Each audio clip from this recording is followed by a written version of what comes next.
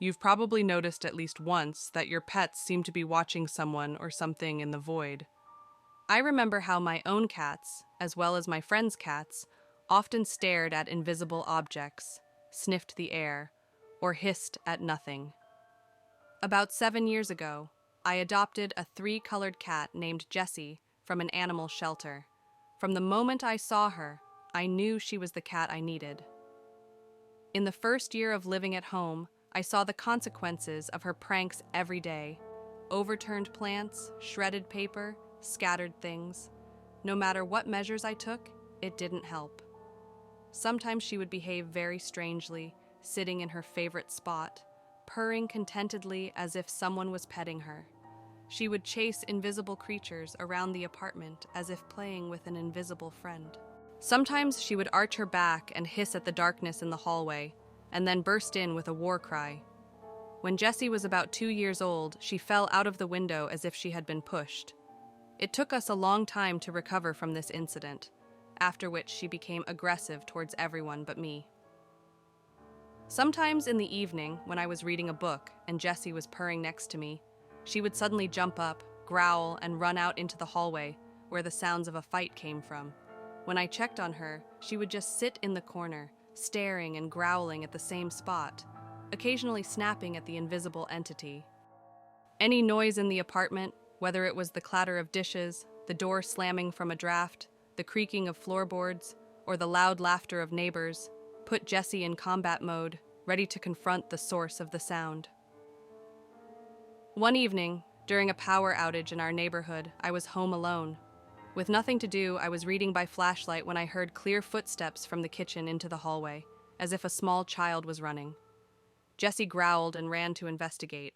Getting used to her antics, I continued reading, but soon the footsteps resumed, quickly approaching the large room where I was. Jessie came back, even more agitated, and took a defensive stance.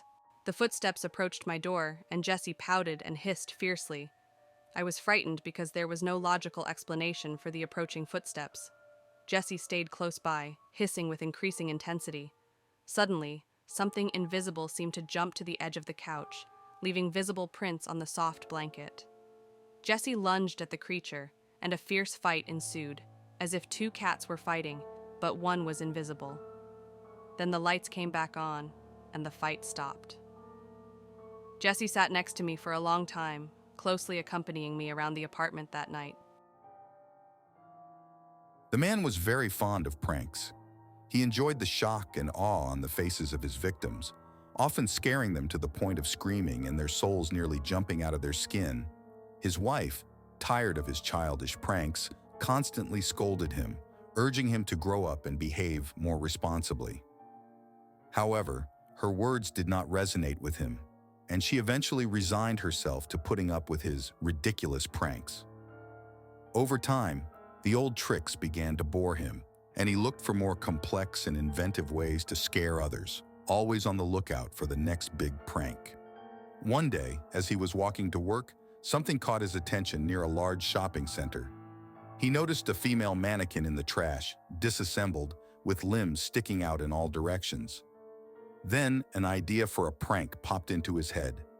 He grabbed the mannequin's head, which looked almost as if it were alive, despite a scratch on its nose and a few dents.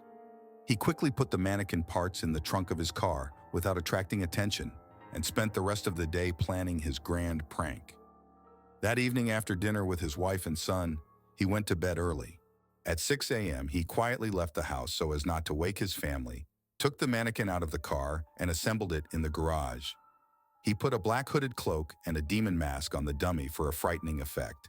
He then carefully placed the mannequin by his son's bedside, admiring his sinister creation.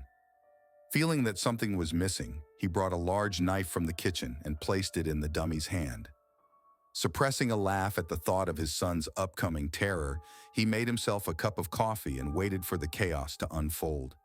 His wife joined him for breakfast, unaware of the horror waiting upstairs. Soon, a bloody scream broke the morning peace. The frightened wife almost ran upstairs, but was stopped by her husband's laughter. "It seems our son has fallen for my latest prank," he said, smiling. The couple waited for their son to come downstairs, but there was an uneasy silence. The worried wife asked her husband to check on their son. He saw his son's bedroom door ajar, the window open, and the cloak and mask lying on the floor. But the mannequin was nowhere to be seen. The man's heart sank when he saw his son in bed, covered in blood soaking the sheets. The prank had turned into a terrifying reality, with an ending far beyond what the man had ever planned.